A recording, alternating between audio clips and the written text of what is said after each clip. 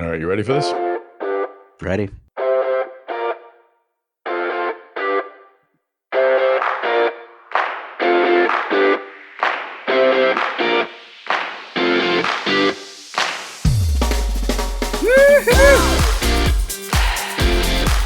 Hey everybody, this is Tom Salemi. Welcome back to DeviceTalks Weekly. This is our live episode from DeviceTalks West, recording on Thursday, October 16th.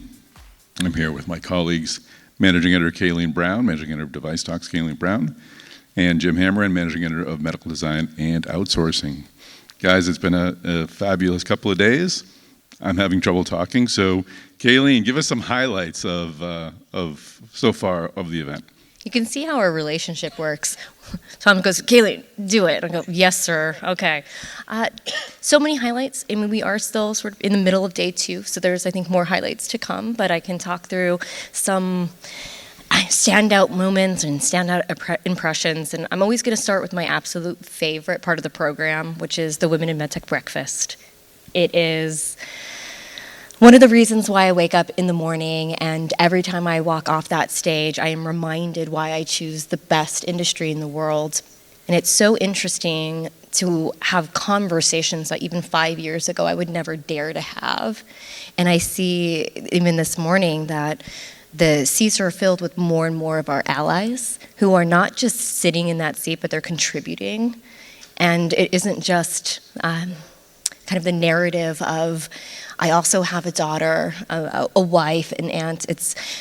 We need change, which it's not about the conference, but I'm going to direct it at MDO Managing Editor Jim Hammerin. So Jim, you wrote an editorial letter for the most recent issue of Medical Design and Outsourcing, the Women in MedTech issue, and I thought it was a really beautiful, bold stance, and I think it fits very well into the conversation we had this morning at the Women in MedTech Breakfast. Would you, for our audience, kind of share your thoughts from the letter? Sure. Yeah, so every year we do a Women in MedTech issue. Long ago, I'm sure that before I came here, Medical Design Outsourcing often had magazine issues where everybody that was quoted or writing for it or otherwise in it was probably someone who looked like me, a white guy. And what we try to do in every magazine, we try to better represent the patient population that we serve. Certainly, we're trying to improve representation based on gender and ethnicity, racial breakdowns, all sorts of things, because we know how important that is for the global population that we're trying to serve.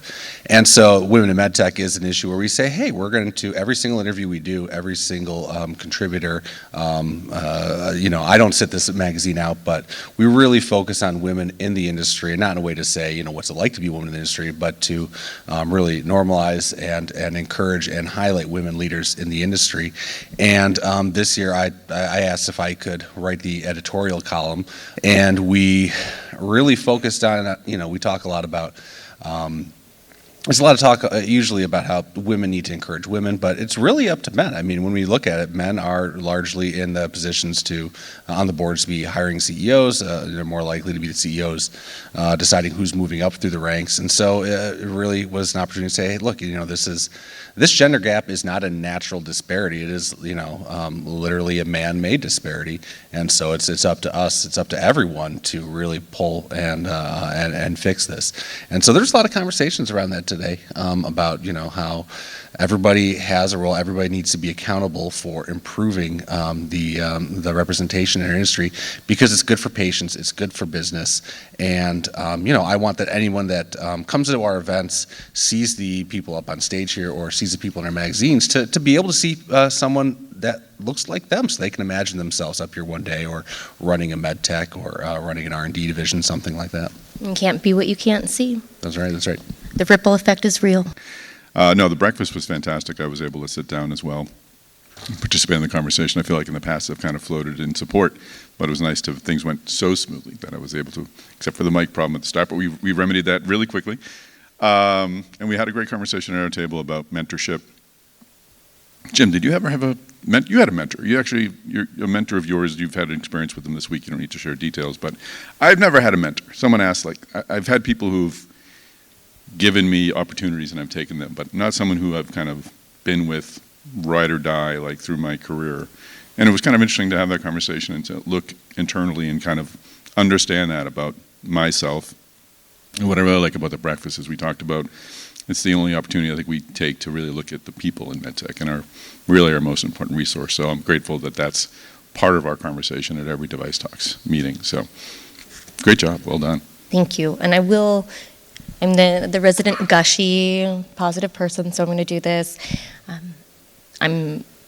It breaks my heart that you haven't had a mentor, but I hope you know that your mentorship to me is so meaningful, and I appreciate it every single day. And fun fact, was not last night, but the night before last night, I emailed Tom at 2:30 in the morning, and I said, can you take a look at my questions for the Josh Mackauer interview? And he did. So thank you. I got to them around 3:45 because but I looked at the timestamp. I'm like, oh dear, like Kayleen's having one of those night before conferences nights that we all have experienced. So thank you for your kind words. I won't deflect them with humor as I typically do. And I don't really feel the gap of not having a mentor, but I hope I am able to help others in the industry, if not as a mentor, at least someone who provides that extra opportunity that then they can seize upon. So let's zoom out a bit, and I'm sorry, I'm still having a bit of a tickle. From day one, we're in the middle of day two right now. We typically record these at the end of the event, but we need to do it in the middle. So let's pick from day one and where we're up to now. Jim, any highlights that you want to share so far from Device Talks West? Any speakers that you've heard or people that you've talked to? It was great to see Tim Schmid yesterday. I mean, the J&J story is so compelling right now. What they're doing with Shockwave, it was really nice to have, a relatively intimate conversation with him.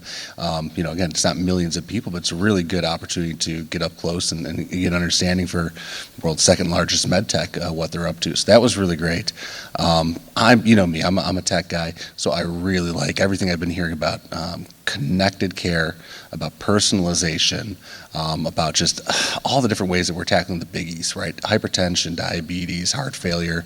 Those are what I'm really interested in. And just, what I always like about this is it kind of recharges my batteries. I work from home. We are remote, so it's nice for us to get together, but also just to be around so many people that are in support of that MedTech mission. And you hear it in every panel and every conversation that, we're lucky to be in this industry, and that really helps, give us put some wind in our sails, I think. And, I wish we could do more of these. Absolutely. No, Tim was great. I had never talked to him before.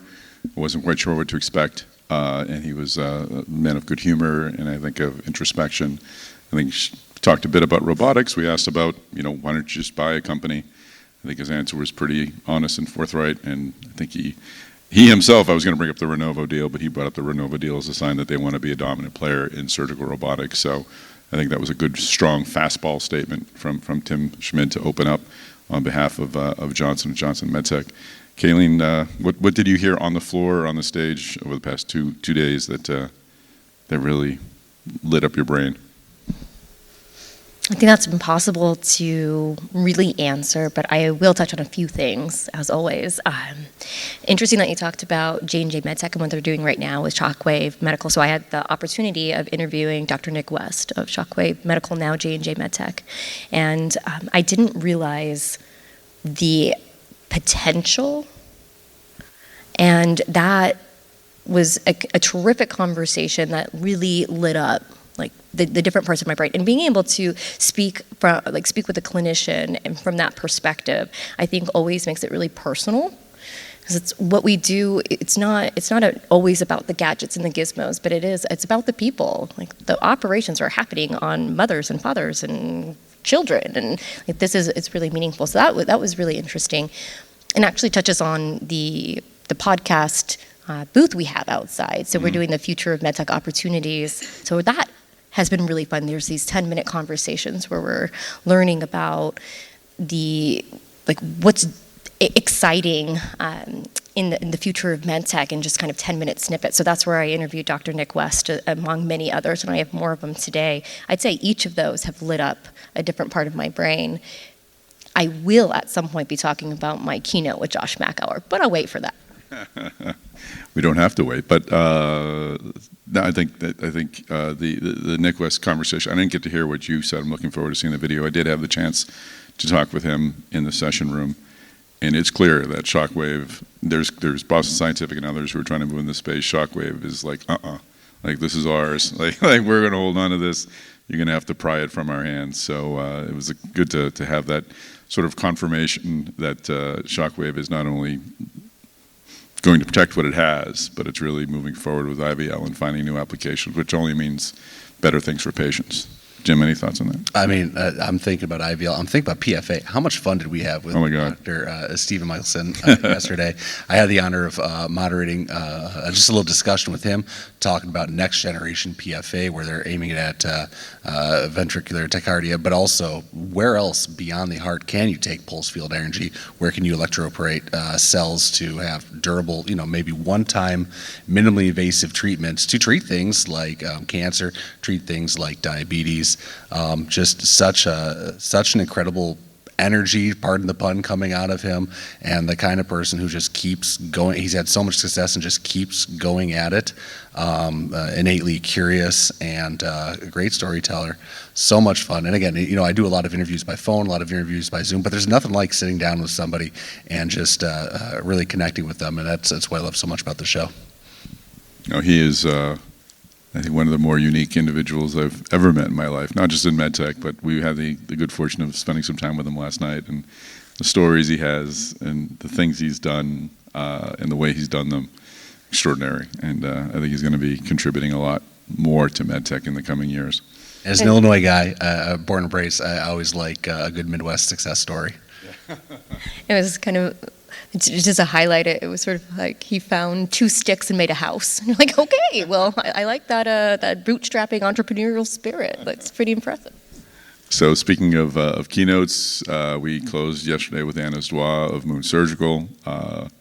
She was a fantastic interview, really thoughtful, and I walked away, I think, with a better appreciation. I already had a strong appreciation for Moon Surgical, but just the platform they're building, using the robot as sort of their anchor in the OR, and then building the infrastructure around that.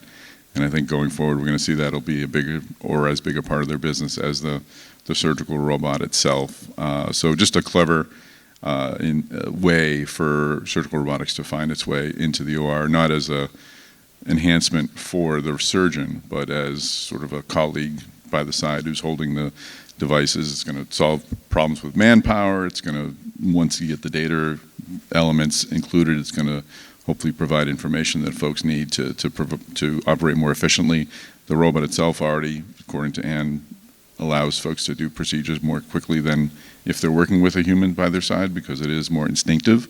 We've learned an alternative to the other word that we always use when we try to describe something that's easy to use. Great way to end the day yesterday. I don't know if you folks, I know you're in the audience, and I think Kayleen, I think you had the microphone and took some questions from the audience members, but any takeaways from yesterday's keynote? Yeah, I'm always really interested in the business strategy and the approach there. And I had asked Anne at the end, how important is global representation when thinking about innovating, and her response is exactly in line with what we've been talking about this entire time. It's critical. It's a clinical necessity. It isn't a nice to have. It's a clinical necessity. You have to build globally so you can serve globally, and having that perspective from the very beginning just produces better outcomes. I loved that. That's great. I was taking some notes from that, and one of the quotes that she says, you've got to be global is critical, because she said there's a lot of things you can't control in the world today, including regulatory agencies being on hold for different reasons. I mean, just really crystallizes the challenges right now in medtech. But I also like what she said on the strategy, because we're all wondering, like, how much space is there for different surgical robotic systems, right? But when she talks about, there's so many pain points out there. If you just really clearly indicate, you're going after indications, you're going after pain points. If you can solve those user needs, there's room for a lot of competitors there. Absolutely, no, and she did comment on our LinkedIn post, and she said, thank you for I forget what the first descriptor she used, but she called us edgy. Ooh. Yeah, right? We're edgy. I love it. I kind of love that. So I'll take that we'll pull that out as a pull quote and put that in the marketing for sure. Jim, you were both in the audience this morning when I talked to Ray Cohen. Jim, I know you had a conversation with him just a few weeks ago. He's like, I think he's like one of those bands that you love their album and then you go see them live and like, wow, they're the same. They're just as good live as they are over Zoom. What was your takeaway from Ray's conversation? I love that he played some of the old hits, but he had some new stuff too. It was great. No, another great storyteller. But it's so great to hear from someone that's had that kind of success and talking about, like how you build a team, how you reward them, talking about making sure that you're giving them equity, you're fully paying their medical benefits, and you're keeping the teams that he's built over decades, and they're always following him around. The idea that he's got a lot of pointy people around him, that they're very experts in one area, but then they come together to form like a well-rounded team.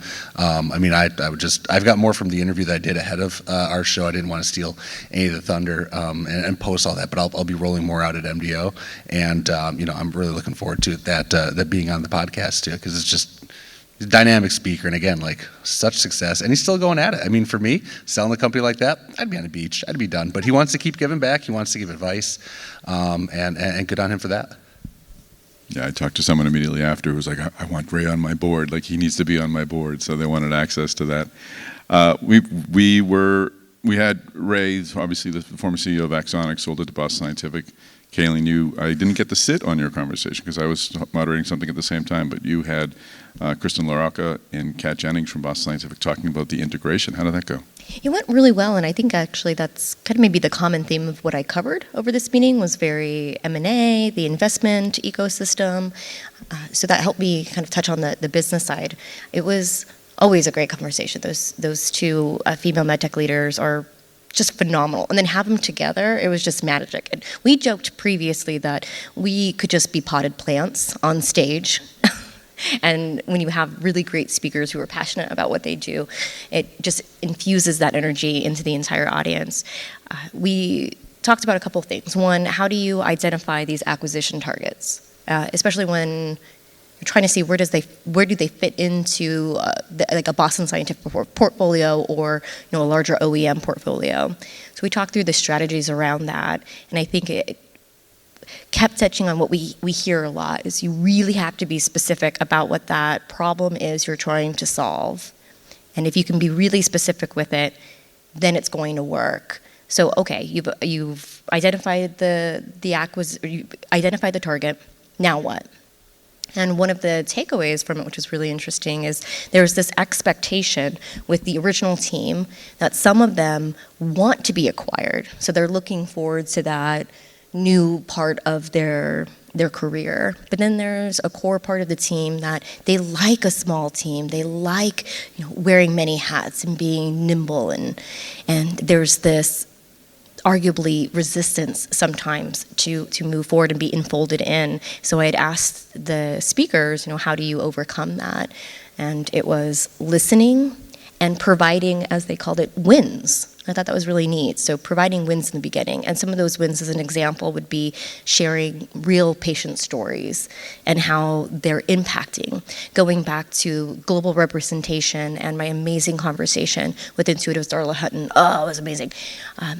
The global impact was really appealing for both Silk Road Medical and Axonics coming into the Boston Scientific portfolio. At the state that they were in, they would not have had such a global reach. So that was very appealing. And Kat Jennings had said sort of at the end that by the end of both of these acquisitions, the team members who were resistive said, I thought I was going to come in for a few months, help with the transition and then move on. But we've drinking the Kool-Aid, so to speak, and we want to see where this can really go, because now I see that what you've brought to us is potential. I love that. That's great. No, and it's an interesting contrast to Tim Schmid's conversation where he said bringing in Shockwave and bringing in Abiomed, their strategy was not to integrate them, to obviously connect them with HR and IT and give them emails and all that, but other than that, let them stand alone and operate as innovative entities. Jim, any thoughts on either point? That's the feeling I get when I talk with people there, having the opportunity to talk with some Shockwave folks who are here and talk with them off the record. They say, they're just letting them run, letting them do their thing, and there's a lot of opportunity there, so they're just taking the shot. Absolutely. Kayleen, you alluded to your keynote. Chomp, chomp, chomp. All right. Would you mind? Do you mind? Would it be a burden if you could share some insights from your conversation with Josh Mackauer of Stanford? The things I do for you. I'd be very, very happy to. I have known Josh for 18 years. And I had shared this anecdote with Josh when we were on the stage, that he was one of the very first people in MedTech that I had met that I went, I need to be in his universe, his circle. There's this gravity that he has and this passion for innovation. And I even cited it because we started talking about the future, and I'm turning and looking at you, Jim, because that's where Josh was sitting, and there was this twinkle in his eye and this grin that you only get with an innovator, like that kind of prolific innovator. And I'll leave that there. That's an Easter egg for our audience there.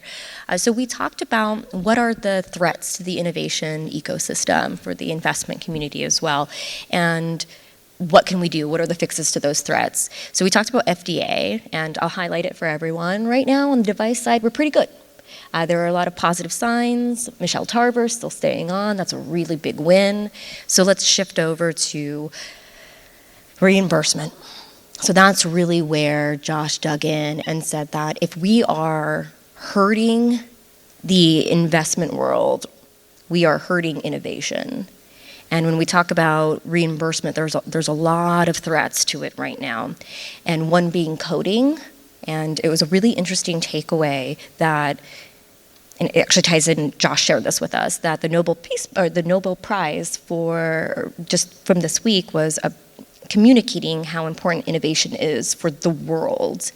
So his messaging, Josh's messaging, is that we should be creating devices that pave new reimbursement pathways, creating new codes, because that's what that's what invigorates the ecosystem. That's what keeps the payment model flowing, keeps everybody doing what they need to do. And if you stop, and if you resist that, then innovation is going to die, and you can't have that. So he helped us really understand what we need to know threat-wise and what the potential fixes are so that we can all get together and make them happen, because they have to happen. Absolutely. No, that his talk definitely resonated throughout the day, and I think we harkened back to it quite a bit. I was kind of laughing inside because Ray Cohen's strategy to that is, heck no, like find someone else who already got reimbursement and just go right at them. I had a gut laugh when he said, he's like, I don't have to worry about that. Ray Cohen, Monopoly Hunters. Exactly. That's Like we already had those codes, it was fine. The reality TV show. Jim, anything to add to? I just maybe my biggest regret is not being able to make that keynote yesterday, Kayleen. So I'm looking forward to listening to it on the replay. Well, I have a little gift for you and for our audience. All of our sessions have been recorded for full attendees, so I will make sure you get it, Jim. Me and everyone else here, right? Yeah, exactly. You'll Thank get you, yours Kaylee. first, though, Jim. Yes. Your email will be at the top of the list. I think this, unless we have other, I'm trying to think of other things we've covered. I had a great conversation on neuro this morning with Subsense and Cognito. Again, two technologies that I think are really going to be bridges from medtech to consumer plays. So they both have therapeutic applications that they'll approach first, but then after that, I see a lot of opportunity for enhancement and the thought, the comparison is that maybe it could be like Dexcom's CGIs, where they start in a medical application and move on. So medtech's definitely could be a gateway for some other products to find their way outside of medicine. Jim, we'll take it to the audience in a moment, but any other takeaways before we open the floor? Oh, just the last thing that I'm really excited about today is the cardiac innovations panel that I'm going to be on with Adana Medical and Tioga and Foldax. Really interesting. 3 different technologies there. Really, really interesting. Looking forward to doing that one and sharing it with folks through MDO, through the podcast, and everyone in our live audience here today. If you want to check it out, I highly recommend it. No, that's a great point. We've got the telesurgery panel coming up at 2:30 here, so we are in the middle of the day here. We've got some great conversations that haven't unfolded yet at 1:30, and of course our closing keynote with Aman Jetty of Intuitive. That'll be our joint keynote with our friends in the robo business side of the house. So we're not even done yet. We've already filled like a half hour of podcast. So Go us. Go us. Then go DeviceTalks. I mean, folks are missing. If you weren't there, then consider coming to our next meeting, because there's a lot to talk about. All right. Anyone from the floor want to sort of share their thoughts on either the event or where MedTech is headed? Mr. Bill Benton. Bill's a loyal friend of Device Talks, appears on our webinars from time to time, and of course was moderated a great panel yesterday of his own. Well, first of all, I want to thank you guys. You guys have been doing a great job for the many years that I've seen you, and so shout out to all of you, your conversations, and the people you pull together. I'm impressed by your tagline here, connect, innovate, and accelerate. I really like it. You guys do a great job of connecting us and bringing the industry together, so thank you for that. On the innovate and accelerate, with my panel yesterday, where we were talking about connectivity and the impact on patient health, we wanted to challenge the healthcare world a little bit, and I'll just say a couple words about that. I'm a med device guy, have been for a long time. The med tech industry, I'm going to challenge because for 30 years we get 6% of the annual spend in the U.S. So 6% of $5 trillion is a lot of money, but it's been very flat for that whole time of 30 years. So the challenge for medtech, as data becomes the new currency, is how do we change our business models? How do we change what we develop?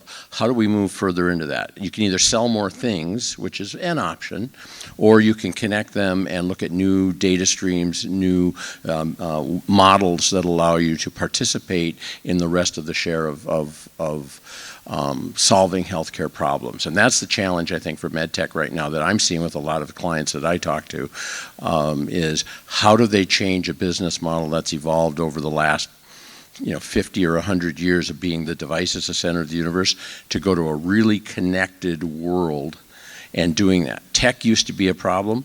It's not anymore. It's a lot less of the problem. It's the infrastructure, it's the payments, it's the payers, it's that whole thing that we're going to have to really take a look at in order to innovate and accelerate and do a lot of those. So that's my challenge to the medtech world is let's get on with it. Let's keep inventing, but let's invent new business models that allow us to cure people and share in the rewards that go along with that. So that's kind of my little take on it. Thank you for allowing the opportunity, and we had a great time yesterday. That's great. I'm glad you mentioned that panel. That was an excellent panel. We had Oliver Keown from Oath Surgical. We had Sarah Matt, who was previously of Oracle. She's a practicing physician.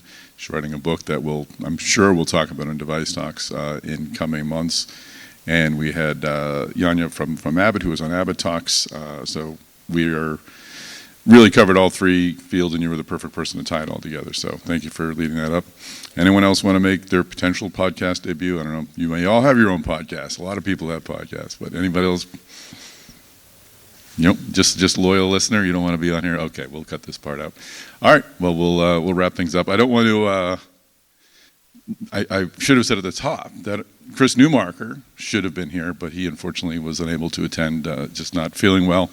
But he, of course, is an integral part of the podcast and our Device Talks events as well. So shout out to Chris Newmarker.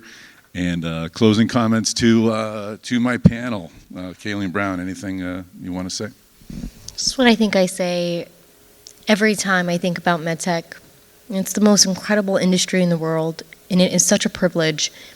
Each technology I learn about, each person I meet, reminds me that we are all trying to solve the same problem. We are trying to extend patient lives. We are trying to save lives. And that is a really special mission that unifies us. And in a time where it feels uncertain and polarizing, being reminded that I am surrounded by a community of passionate people who sacrifice. Ray Cohen was even saying that he was spending 80 hours a week. That was the price he was willing to pay for Exonics. That kind of dedication, it surrounds us. That's a privilege. So thank you. Well said. Jim? Yeah, you hit on the nail on the head right there. It's community. I mean, in an event like this, you really are reminded that it's all about the people and connections, and there is no replacement for meeting face to face. I am recharged. I'm refueled. We really should do this more often. You want more conferences? My hair's turning gray immediately. Gorgeous.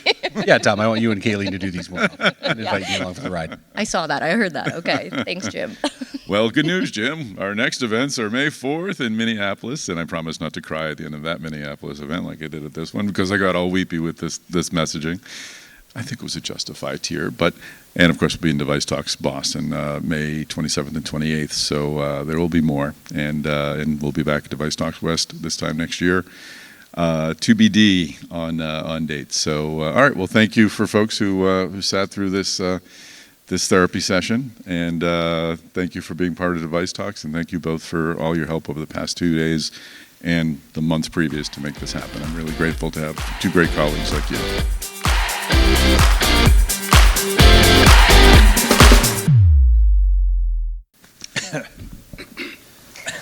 What a good start. I am out-talked. Oh my gosh. I didn't think that could happen.